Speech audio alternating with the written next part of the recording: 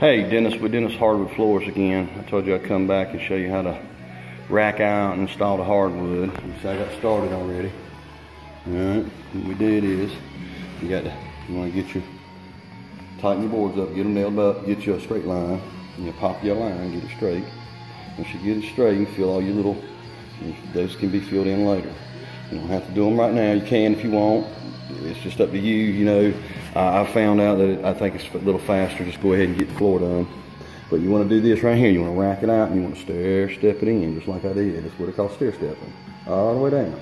All right, then you'll keep doing that as you go, and that way your joints don't never have the same joint. All your joints will always be offset a little bit. Okay, it might not be much. Sometimes it's only, you'll see this right here is probably maybe about 2 inches back on the third board. You just don't make sure that the boards beside each other are not together. See how far they are? All the way down. Okay. Now you just keep on going. When you get to the walls, you find out what the turn is. This one here's a 45. All right. You see, I've cut some of them already and got them started. Get it going. Okay. Now once you get that, you'll measure out. You can use that end board right here on this edge right here. You can use this little corner that the stop point is. You turn your board around and you butt up against this little spot.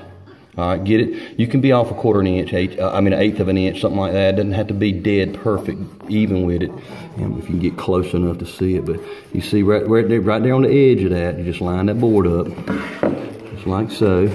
And you'll come on down here, and then you'll mark it across from the other board, okay? Now, when you get done, you're gonna take this right here. The 45 is backwards, so you know from what you got this board here as of right now. And you'll 45 it. And that's your start point though. So when you go to the saw, and then you're gonna have that saw lined up to where it cuts. It's gonna cut off, it wants to cut off that point. If you don't cut off that line there, don't worry about it. That's not the point. You want to make sure that blade's touching that edge, okay? It'll give you your straight line once you cut it with that 45, okay? And it'll make it straight for you. And then when you come back, it'll fit right in that little slot for you. Tap it in, get it tight as you can to the edges.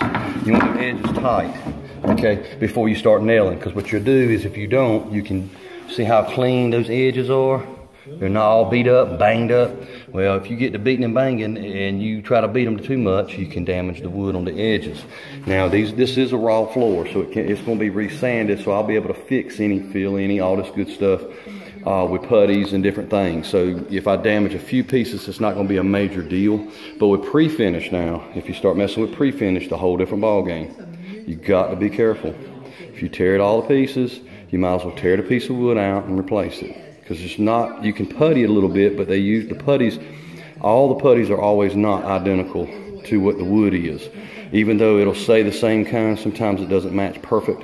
So you can either mix you some up to make it. If you've got to hide a spot, that's what you'll end up having to do.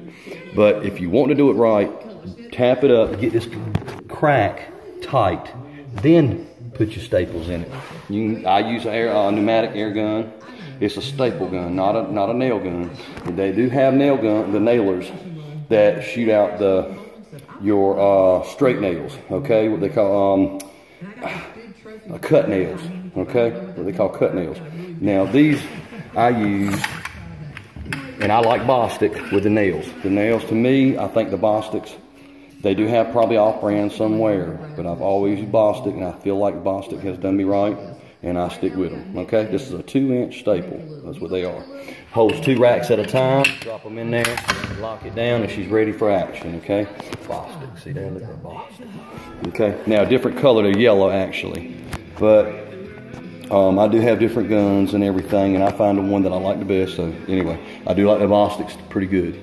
But you can choose the guns you want. Now, as I say, you keep on racking out, and when I get a chance, if I get a little free time, I'll go ahead and I'll show you where I'll stair step this in after I nail all the way up to here and get it straight. And then I'll pop you a straight line and show you how to do that if you want.